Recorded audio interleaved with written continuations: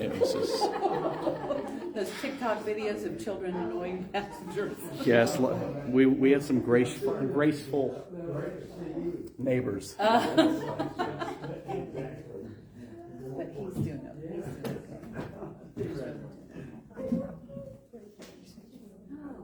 They didn't sing the wheels on the Please bus do. today. It's not him being a crazy driver. It's every other.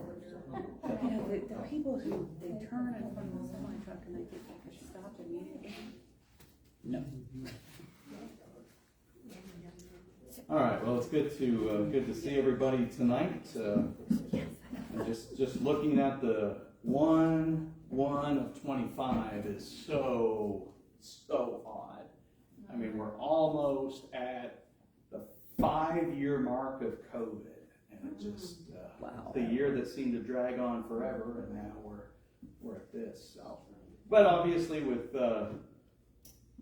New Year's comes New Year's resolutions, and oftentimes those are revolved around losing a little bit of weight. And so I tried on some of my clothes from 5 years ago, and I am very proud to tell everybody that they fit just fine.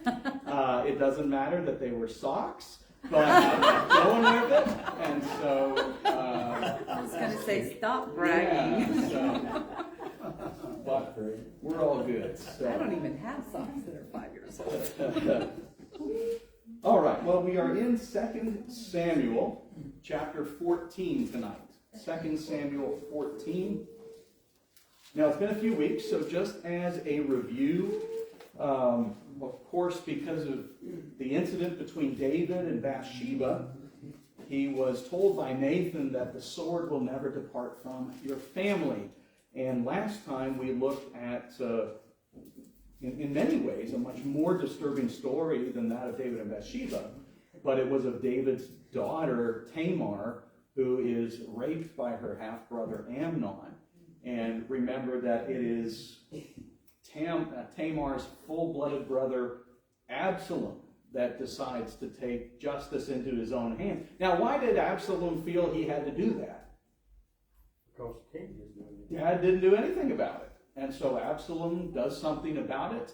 And I think you could use the word deceitfully. He tries to get Amnon out away from Jerusalem, which he successfully does. And Absalom has Amnon killed. And so just to kind of add things up, David's family is in shambles. Remember, he lost the baby from Bathsheba.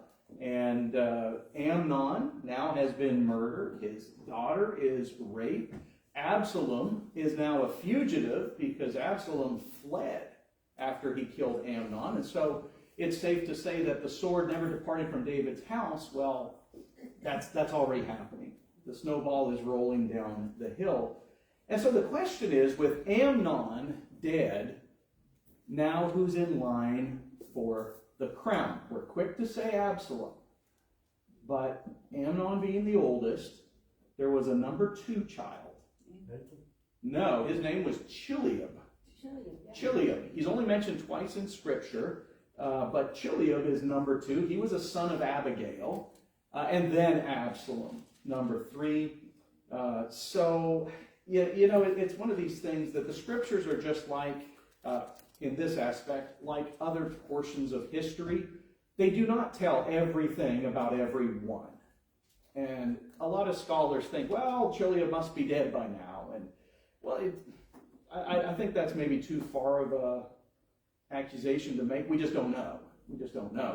And what we are finding is order really doesn't matter. It doesn't, because Solomon's going to be the next king. He's definitely not the next one in line. But it is important to note that at this time, what we're reading tonight, David is right around 60.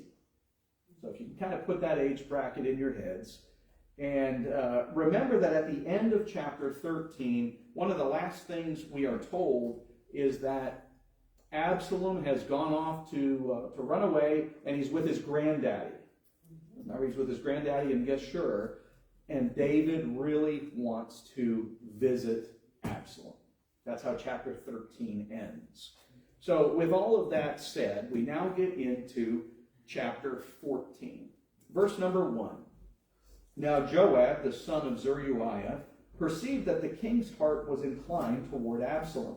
So Joab sent to Tekoa and brought a wise woman from there and said to her, "Please pretend to be a mourner and put on mourning garments now, and do not anoint yourself with oil, but like a woman who has been mourning for the dead many days. Then go to the king and speak to him in this manner." So Joab put the words in her mouth. And we'll just stop there. Well, Joab, love him or hate him, I don't know. I'm not sure if I've made up my mind about Joab, because sometimes I'm like, this guy is right on. He's doing exactly what I would do. And then other times you're like, what are you doing, son? But with Joab, he knows that David is distressed over Absalom being in hiding. And Joab wants Absalom back in Jerusalem. One of the things that we always have to remember when we read a narrative, when we're reading the story, most of us already know what's going to happen in this story. Let's say that you are reading this for the very first time. Why is Joab doing this? Why does Joab want Absalom back? Now, if you don't know the rest of the story, you may ask that question. Did he assume, you know what, Absalom's next in line, so I want to get in good with the next runner-up here? Or did Joab already start the plan going in his mind that I'm going to kill Absalom? Because we know later on he does. Just that, with no hesitation. But in all fairness to Absalom, what is Absalom guilty of thus far? Right now, just killing his brother. He killed his brother. Now, was that unmerited? His brother raped his sister. Remember how we read some of the law of Moses, and what did it demand of the rapist? In many cases, death. So in a lot of ways, with Absalom, he's not guilty of rebellion yet. He has not rebelled against the king yet. He is guilty of dealing out punishment that his dad should have dealt out. That's what he's guilty of. Now, I think we can read between the lines and maybe feel out some of his motives and things like that, but maybe it's because Joab is sympathetic to Absalom. Joab seems like the kind of guy where if someone deserves justice, then he gets justice. And so maybe Joab was almost cheering on Absalom that you did the right thing. I don't know. Now again, when you read the rest of the story, I think dots kind of do start to connect. But why does Joab want Absalom back in Jerusalem? Do you think it is because he's got this plan? I'm going to kill the guy? Yeah, I think he wants to kill him. You think he wants to kill him? Remember, that's not going to take place for a few years still. But as we've read in Samuel, it's all about these opportunists. Just waiting for their moment, even though it might be years down the road. So it very well could be, and I kind of side more of that. But again, if you're reading this for the first time, you may come up with a different conclusion. Any comments for you? All right, let's now go to the Oscars, because this woman is about to give the performance of a lifetime. So we're going to oh wait. No, let me back up here. What happens is that Joab hires this wise woman from Tekoa. And he wants this woman to convince David to bring Absalom back. First of all, why use a woman? David's track record. David, he's got a little softness for women here. And I think because she's really going to fit in with this story. Joab, this is not just Joab, hey, I thought of something while I woke up in the middle of the night last night. This is something he's been planning. And you see where Tekoa is, about 10 miles south of Jerusalem. But he coaches this woman on what he wants her to say. Ultimately, what Joab is doing is using this other woman to deceive the king here. Basically, he's hiring an actress. Okay? Think of it that way. He's hiring an actress here. Remember that it was Nathan's story that convinced David that he was in the wrong. Joab is trying to do the same thing here, trying to get David to bring Absalom back. Now you might ask, why didn't Joab just tell David directly, hey, you need to get Absalom back here? Maybe he did. Maybe he did, and David didn't listen. But it is interesting that the description of this woman, she is a wise woman. In the book of 2 Samuel, there are 3 wise women that are mentioned. In Samuel altogether. Abigail's the first one. Not just pretty, but she was wise. Then you have this wise woman here, and then later on you're going to read of the wise woman of Abel Beth Makkah down in chapter 20. And each of those 3 women actually give a speech. But let's get into this speech. Again, this is the performance of a lifetime. Give her the Oscar already. So verse number 4. Now when the woman of Tekoa spoke to the king, she fell on her face to the ground, and she prostrated herself and said, "Help, O king!" And the king said to her, "What is your trouble?" And she answered, "Truly I am a widow, for my husband is dead, and your maidservant had 2 sons. But the 2 of them struggled together in the field, and there was no one to separate them. So one struck the other and killed him. Now behold, the whole family has risen against your maidservant, and they say, 'Hand over the one who struck his brother, that we may put him to death for the life of his brother whom he killed, and destroy the heir also. Thus they will extinguish my coal which is left, so as to leave my husband neither name nor remnant on the face of the earth.' Then the king said to the woman, 'Go to your house, and I will give orders concerning you.' And the woman of Tekoa said to the king, 'O my lord the king, the iniquity is on me and my father's house, but the king and his throne are guiltless.'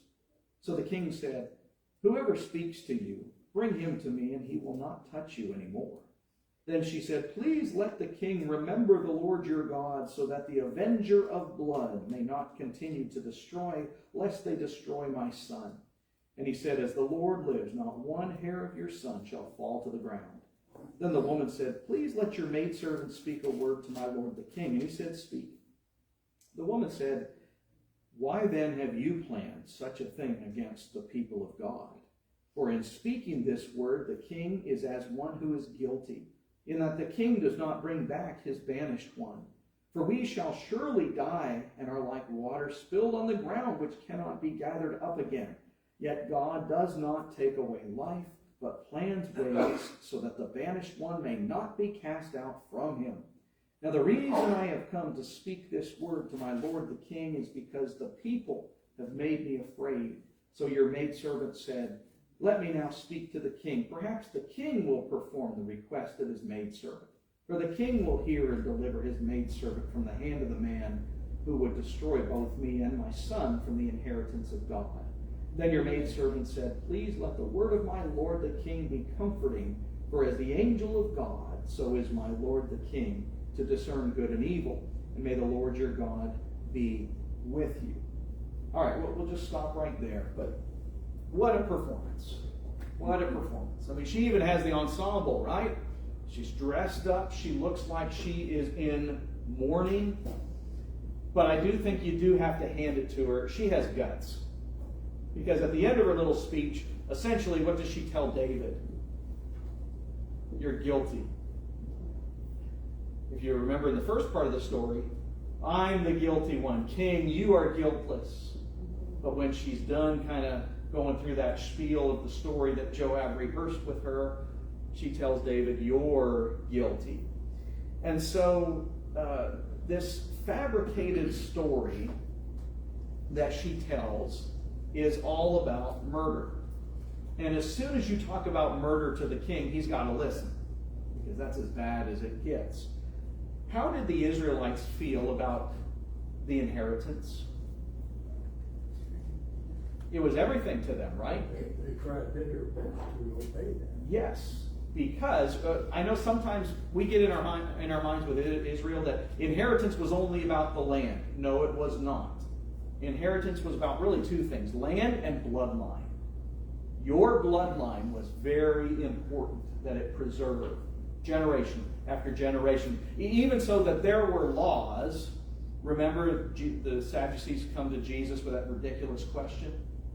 It was based on one of those laws where if my wife and I are married, but I die before we have kids, then my brother needs to marry her and raise up kids in my name. It was very important that the family name went on, and that's what this story is based on. However, this story, does it sound anything similar to what David's going through? It's exactly what David is going through here. Her one son, she says, killed the other son. And what does everybody in their family want to do? Revenge. Kill that murderer. Under the law of Moses, that was justified. Remember the cities of refuge? Remember the manslayer? In this case, the two sons were struggling. They got in a fight. And if you've ever been in a fight with a sibling, or hopefully it didn't come to a Cain and Abel situation with this, but sometimes accidents happen, and that's this story. My two sons were fighting, and one killed the other. Now the rest of my family wants to kill the murderer. Under the law of Moses, that was okay. That was okay, unless he hightailed it to a city of refuge, and then he could stay there. But she begs David, please protect me and protect my son. David agrees. He says, okay, this is just. I will give the order. I will protect you and your son. You won't be harmed. And as soon as David does that, it's kind of a self-indictment here. Because if David says, well, I will allow your son, my dear, to be protected, then shouldn't David also allow Absalom to return and protect him? She's painting him in a corner. I mean, she's trying to get him to see the hypocrisy. And if you read between the lines here, by agreeing to these terms, David makes a vow. He makes an oath. And how strong were oaths to these people? You say it, you better keep it. And so he exempted the murder of the one son, and he's being pressured into exempting another murderer, his son Absalom. In fact, did you notice how, as she tells this story, she actually talks about the avenger of blood? In essence, what did Absalom do? He avenged his sister, right? So there's a lot of parallels here. And what the woman is basically saying is, David, this story I just told you, it's your story. I just regurgitated back to you what you've been living through these last couple of years. Did you notice how she butters David up?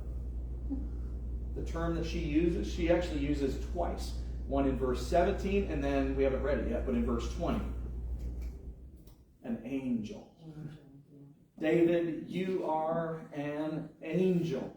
Is that the term you use to describe David? Not so sure.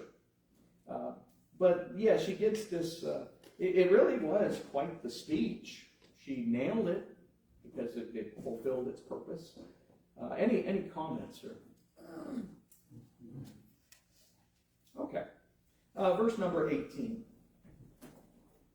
Something's fishy about this story. Verse 18. Then the king answered and said to the woman, please do not hide anything from me that I am about to ask you. And the woman said, let my lord the king please speak. So the king said, is the hand of Joab with you in all this? And the woman answered and said, as your soul lives, my lord the king, no one can turn to the right or the left from anything that my lord the king has spoken. Indeed, it was your servant Joab who commanded me, and it was he who put all these words in the mouth of your maidservant, in order to change the appearance of things. Your servant Joab has done this thing. But my Lord is wise, like the wisdom of the angel of God, to know all that is in the earth. Then the king said to Joab, behold now, I will surely do this thing. Go therefore, bring back the young man Absalom. Joab fell on his face to the ground, prostrated himself, and blessed the king. Then Joab said, "Today your servant knows that I have found favor in your sight, O my lord the king, in that the king has performed the request of his servant." So Joab arose and went to Geshur and brought Absalom to Jerusalem. So, had the woman convinced David that he needed to do something? Yeah, but how soon did he know where this was coming? Yeah, but it's almost, David's kind of, this is something Joab would say. Did someone put you up to this? Have you ever had someone try to persuade you some way, but you sense that, I think there's a third party involved here.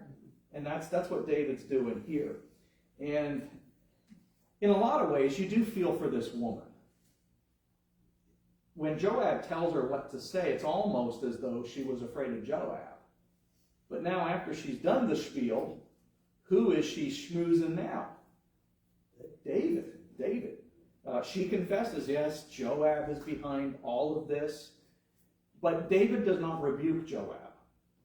He actually says, "Joab, thank you.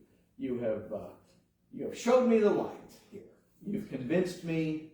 And so, Joab, go bring Absalom home." Now, I don't think there's anybody happier, though, than Joab. And David. And David. Yeah, David wants him back.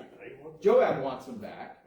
And then, I wish we knew what happened to this lady, but regardless, remember that Joab, yes, he is extremely loyal to David.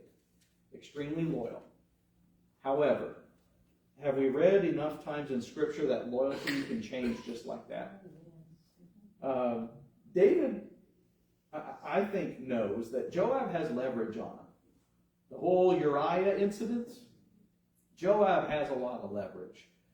And whether he's using that or not, I don't know. I just wonder, how many looks did Joab ever give David? Just the, "David, remember, do you want me to spill the beans on what you did?" I don't know. But any comments or questions before we continue on? It's kind of a story that really isn't talked about a whole lot, honestly. How many people have you asked, who's your favorite Bible character? Woman of Tekoa, hands down. Okay, nobody has ever said that. So look at verse 24. "However, the king said, 'Let him turn to his own house, and let him not see my face.' So Absalom turned to his own house and did not see the king's face. Now in all Israel was no one as handsome as Absalom, so highly praised. From the sole of his foot to the crown of his head, there was no defect in him. And when he cut the hair of his head, and it was at the end of every year that he cut it, for it was heavy on him, so he cut it, he weighed the hair of his head at 200 shekels by the king's weight. And to Absalom there were born 3 sons, and 1 daughter whose name was Tamar. She was a woman of beautiful appearance." So here we are with Absalom. It's been 3 years that he's been away from Jerusalem. What has he been doing those 3 years? Just chilling, playing video games? Taking care of his hair. Taking care, yes. The finest salons are found in Geshur. I think what he's been doing is gaining supporters, because it happens fast when he comes to power here. That's what I think. So Absalom is allowed to return, but what's the stipulation?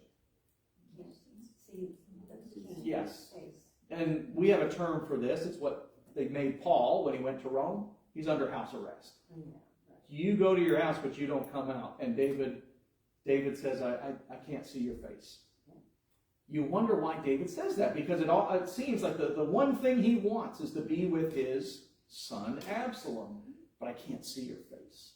So maybe David still is feeling some things here, or maybe it's just political. I can't be seen with this murderer.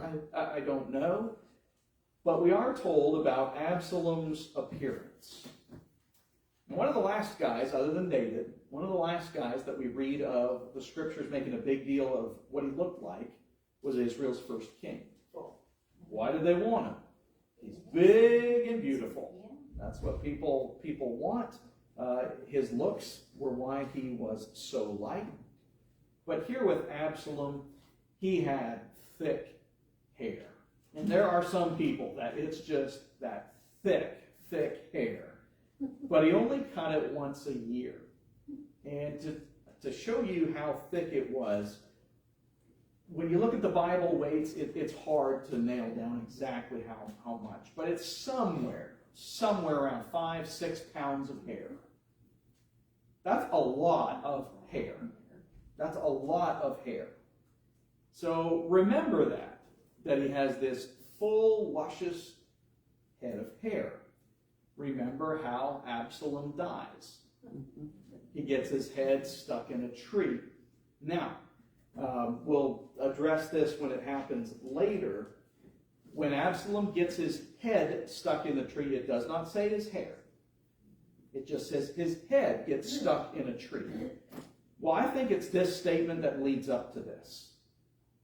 My argument would be, well, when he does get his head caught in the tree, I think it's also implied his hair. Because if it's not, then why make such a statement about his hair? Why not just say he was attractive? Because his hair was beautiful. His hair, they had to make a big deal. Didn't he twist it? No, that was Samson. That was still Samson. But yeah, with this, that would be my argument. Why make such why record this about his hair? I think when it says he got his head stuck in the tree, I think it's also implying he's got like a beehives full of hair here that it's just so tangled, and that's when Joab killed. No, maybe not. Maybe not. I've heard arguments both ways. But we do see that he was a very attractive person, and here is human nature. If you have two, and when I say identical, I don't mean in looks, but you have two identical candidates for what they stand for let's say, a leadership position. The majority of people will vote for the better looking one. That's just human nature. And it says that the people loved Absalom. Are they starting to see a decline with David? I think they are. I think they're seeing, well, at least this guy, Absalom, sought out justice. And at least he took care of the rapist. I mean, that's something that David didn't want to do. And then we're told about Absalom's family, 3 sons and a daughter. What's unique about this is clearly he has 3 sons. But do you know what Absalom later really mourns over? He says, I have no children. And so the question is, did they perish between here and there? I don't know. But also his daughter. He names her Tamar after his aunt. Remember, what happened to Tamar after that incident? I think the answer is nothing. Nothing happened. She didn't have a life after it. And maybe this is some way of passing that torch on with it by naming his daughter, his sister's name, in honor of his sister. But any other questions or comments before we move on? Okay, verse number 28. Now Absalom lived 2 full years in Jerusalem and did not see the king's face. Then Absalom sent for Joab to send him to the king, but he would not come to him. So he sent again a second time, but he would not come. Therefore he said to his servants, see, Joab's field is next to mine, and he has barley there. Go set it on fire. So Absalom's servants set the field on fire. Then Joab arose, came to Absalom at his house, and said to him, why have your servants set my field on fire? And Absalom answered Joab, behold, I sent for you, saying, come here, that I may send you to the king, and say, why have I come from Geshur? It would be better for me still to be there. Now therefore let me see the king's face, and if there is iniquity in me, let him put me to death. So when Joab came to the king and told him, he called for Absalom. Thus he came to the king and prostrated himself on his face to the ground before the king, and the king kissed Absalom. So 2 years later, here in Jerusalem, Absalom has still not seen his father David. It's been a total of 5 years since he's seen his dad. Do you remember the last time Absalom saw his dad? Remember when he asked his dad's permission? Hey, I'm shearing my sheep and we're going to have a big festival. Mind if Amnon comes up and celebrates with us? That's been 5 years now. Maybe Absalom wanted a blessing from David. Maybe he wanted to be pardoned. But Absalom calls for Joab twice, but no reply. Have you found that in our technological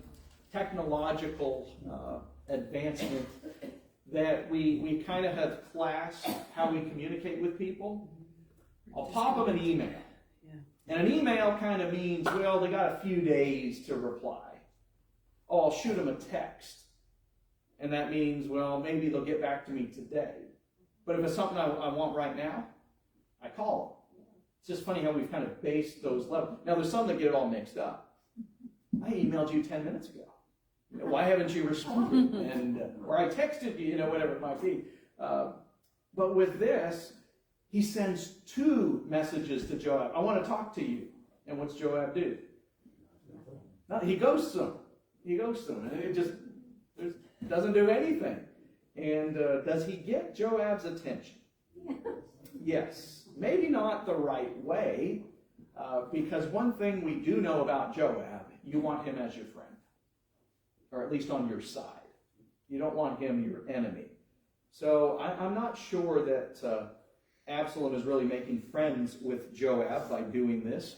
If you add that on to, well, maybe Joab's intentions are he wants to get Absalom to Jerusalem to kill him eventually, this sure isn't helping Absalom's cause.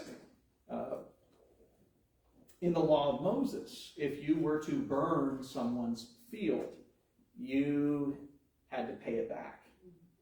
And it's the barley harvest here. Now, maybe there's no proof who did it, but he got his attention anyway. And I just wonder when we fast forward to when Joab does kill Absalom, were there more words than what was recorded? And this one is for my fields, and this one is for... I don't know. But Absalom tells Joab, you know what, I'm tired of staying in a house. You ever went house crazy? Remember COVID, we were locked up and we were just antsy, going crazy and become feral and everything else. Well, he's been in there 2 years and he says, I'm tired of this. I would be better off back with my granddaddy and Geshur. I want to make amends with my father. And if I deserve to die, then so be it. And he's just over it. And of course, he's permitted to see David and he bows to the king. But did you notice something that's backwards? David kisses him, not the other way around. It was always you kissed royalty. The father did not kiss the son, except in one other story in the scriptures. The prodigal son. It is the father that embraces and kisses his son. But Absalom has a much bigger plan. So this is just stringing the marionette here. And he is about to reveal. I take that back. He's not ready to reveal it yet. But he's building up. So look at chapter 15 and verse 1. We're not getting all of 15, so don't think I'm going to try and cram it in. Verse number 1 of 15. Now it came about after this that Absalom provided for himself a chariot and horses and 50 men as runners before him. And Absalom used to rise early and stand beside the way to the gate. And it happened that when any man had a suit to come to the king for judgment, Absalom would call to him and say, From what city are you? And he would say, Your servant is from one of the tribes of Israel. Then Absalom would say to him, See, your claims are good and right, but no man listens to you on part of the king. Moreover, Absalom would say, Oh, that one would appoint me judge in the land. Then every man who has any suit or cause could come to me, and I would give him justice. And it happened that when a man came near to prostrate himself before him, he would put out his hand, take hold of him, and kiss him. And in this manner, Absalom dealt with all Israel who came to the king for judgment. So Absalom stole away the hearts of the men of Israel. Notice how the kissing's reversed here? Literally, Absalom is doing something. That's exactly what it says here. How it opens, though. Now it came about, or in the course of time. In 2 Samuel, there's about 6 or 7 times that phrase is used. And all it means is, okay, now we're introducing a new scene here. Do you remember how the old westerns, especially the television shows that were narrated, it would show a scene, but then you would hear the voiceover of the narrator, now back on the farm, and then it would shift scenes. Well, that's kind of what that means. Well, now what's going on over here? So David is getting old, his house is weakening, he has seen Absalom be banished. People are noticing the effectiveness or not of David here. And so Absalom begins his takeover here. You're going to recruit, you're going to advertise, and you're going to campaign. And that's what he does. Nothing violent yet. He's just kind of that snake in the grass. And he assembles a small army, chariots, and 50 men. What kind of damage is that going to do? I think David's army's still bigger. But it does show, well, this guy, he's backed by some tough people. When does Absalom go to the gates? Every day.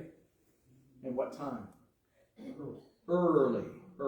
He's there to intercept. Because remember, the gates are where the people gather. That's where the people would go and look for justice. Quite frankly, that's where the people would go and look for gossip. It's kind of like the local coffee shop. They go there and tell everybody what's going on with neighbor so-and-so. But if somebody needed an issue to be resolved, Absalom says, the king, he's not going to help you, but I will. He's quite the politician.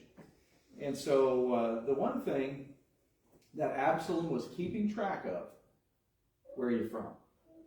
Did you notice that? What city you're from, what tribe you're from, where you're from. He kept track of that. And I don't think that should be lost. I think that's him keeping score of, all right, who's really behind me? But he makes the claim, if I were in charge, isn't that always the claim? But if I were in charge. And so eventually all the people started coming to Absalom, not David.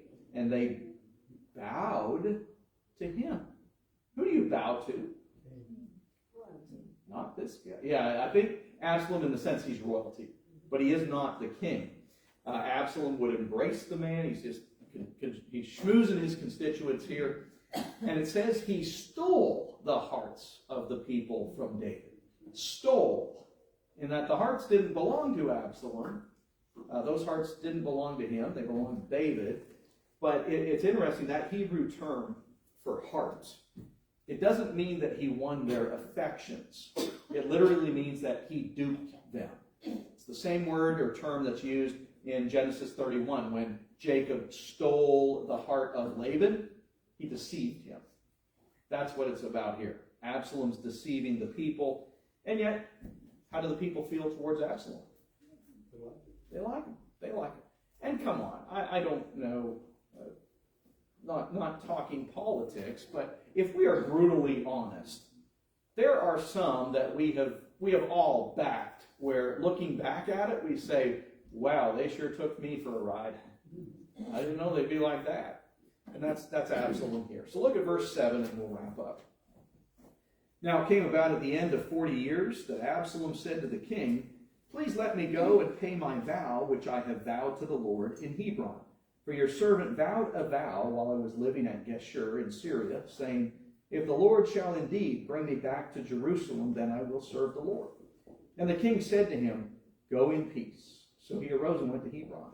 But Absalom sent spies throughout all the tribes of Israel, saying, as soon as you hear the sound of the trumpet, then you shall say, Absalom is king in Hebron. Then 200 men went with Absalom from Jerusalem who were invited, and went innocently, and they did not know anything. And Absalom sent for Ahithophel, the Gilonite, David's counselor, and from his city Gilo, while he was offering the sacrifices. And the conspiracy was strong, for the people increased continually with Absalom. All right, so at the end of 40 years, does everyone say 40 years? Anyone have a footnote? 4, yeah. How long does David reign for? 40 years. 40 years. So it can't be. Maybe that's his age, I don't know. I think what it is, we do come across these a handful of times. It's a manuscript discrepancy is what it is. It probably should say 4. Probably should say 4. That makes more sense. But regardless, Absalom is getting those who were once loyal to David to join his cause. And he starts his campaigning outside of Jerusalem. He asks David if he wouldn't mind if Absalom could go to Hebron to fulfill a vow. Did you notice the vow that he claims to have made in Geshur? Yeah, he was going to be dedicate himself to the Lord. Yeah. As long as the Lord brings me back. If the Lord brings me back to Jerusalem, then I'll serve him. What does that almost imply when he was away in Geshur? He wasn't serving the Lord almost. But here, David seems to be unsuspecting, kind of like when Amnon, kind of like when he asked that Amnon come when they had that sheep shearing festival. Why would he go to Hebron? Why would Absalom want to go to Hebron? Do you remember when David was king only in Judah? Hebron was the capital city. David made Hebron the capital.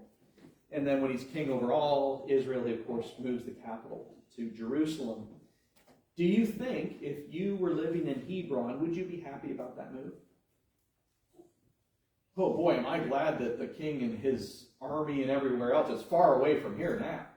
I think Hebron might have taken a little personal that David moved the capital. But also, Absalom's from Hebron. It's his hometown. And you do find that you do get a little more support there. He has spies all throughout the land. All those spies know David is about to be overthrown. They're ready to pounce. Pardon me. So upon Absalom's journey to Hebron, he takes 200 citizens of Jerusalem.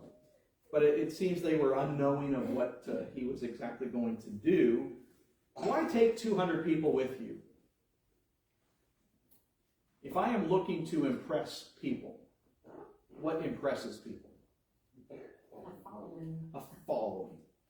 You don't want to vote for the guy that nobody likes, right? But if there's other people that like the guy, well, maybe I could be one of them. And Absalom sends for who? Ahithophel. That's the fun name to say. Ahithophel. That is David's favorite counselor. That is also David's best counselor. But also remember, he is also Bathsheba's grandfather. Do you think Ahithophel appreciates what David did to his granddaughter? No. I think there might be a little bit of a, you know what, if the opportunity ever presented itself, and we're going to find out that to be the case. So Ahithophel is going to be Absalom's intel with David. David's plans, his weaknesses. So one commentator summed up all of this by putting it this way. David was a hero. Absalom was just a celebrity. Who do people side with more? Always. Always. Do you know how dangerous that is? Here's kind of an application here. I know we talk about the politician X is this, and this politician Y is this. They're not the ones influencing our young folks. It's the Taylor Swifts. It's the people, the celebrity status. It's the pro athletes out there. It's the celebrities that influence people, especially young people. And I can't help but think that it's probably the younger ones here that are siding with Absalom more than the older ones. Yeah, but you know, David, this is a time when he's not at war with That's right. So he's not out doing things. Mm-hmm. And Absalom is out. He is. You're running around with 50 guys in front of him. Yep. His 4 horses or whatever. He looks like he's gonna get the job done. Yeah. So, yeah, why wouldn't I vote for this guy, you know? So, yeah. Anything else? Well, I wonder, why do you think it says that when the king heard of this, he wants to head out of town? Yeah. Well, he's got armies. He's got an He's the army. king. He does. I think what has to happen between there and verse 13, because there is a gap, and other events had to have happened. I think David is starting to realize there's a lot of moles. You know what a mole is? It's not the little thing that comes up in the ground. Yeah. But it's the people that, they're spies, basically, that are pretending to be on David's. I think he's finding out that, you know, some of my trusted people are actually on Absalom's side. And, yeah, he flees and he takes a bunch of people with him. But others, he said, you guys stay in Jerusalem and be my moles. I mean, it almost gets into a James Bond, Jason Bourne type of thing here with all the spying going on. So I appreciate your time tonight. We'll have a couple of songs and prayer, and then a couple of announcements.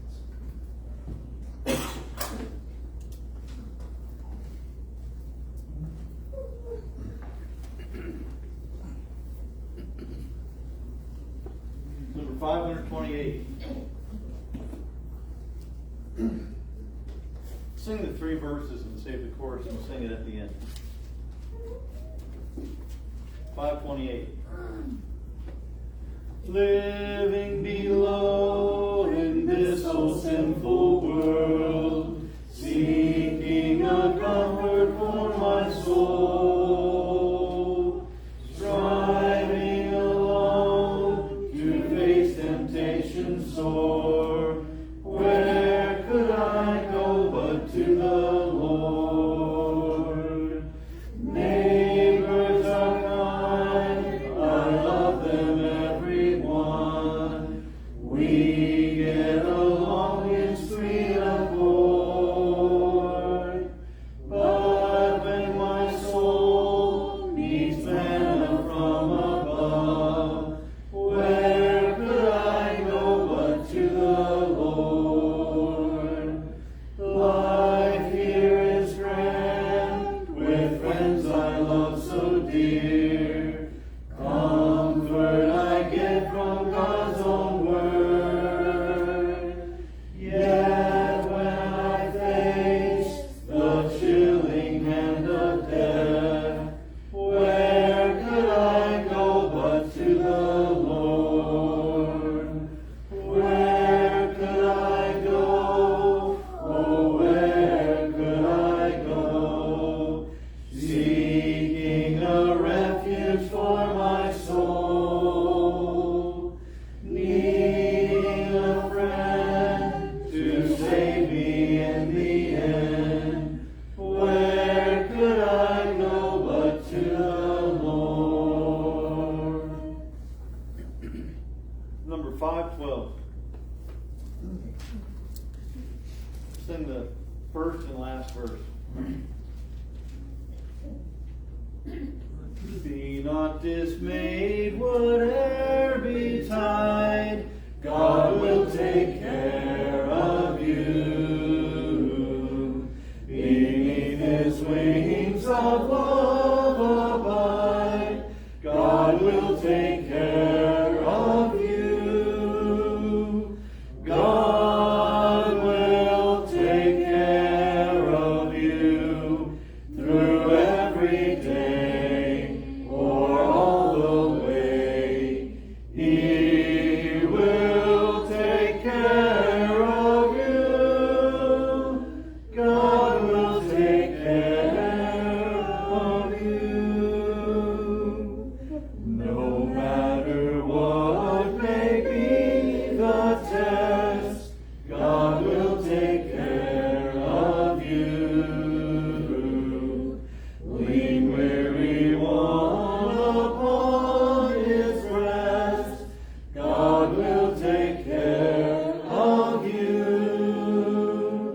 God will take care of you through every day or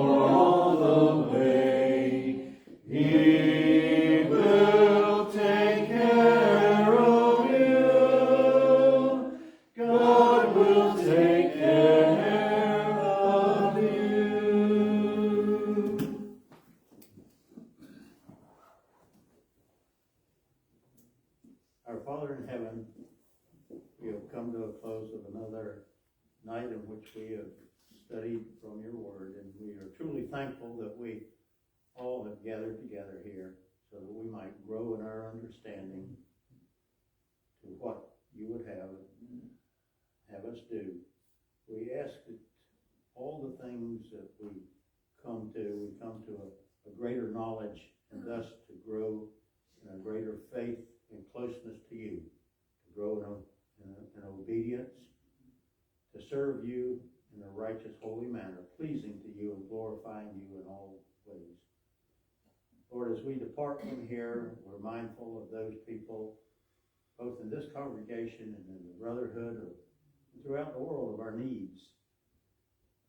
And we pray that those that are sick and afflicted, and those that are down and need your help, especially spiritually, that you will favor them and help them to grow. Lord, be with us now as we depart. Thank you so much for all that you have done for us. Help us to come to you often in prayer, to recognize our faults, asking forgiveness and after our repentance. Be with us now. Help us to return to our new house of worship this next Lord's Day. We are so thankful that you have blessed us in this manner as we have prayed. Be with us now. It's in Jesus' holy name we ask. Amen. Amen.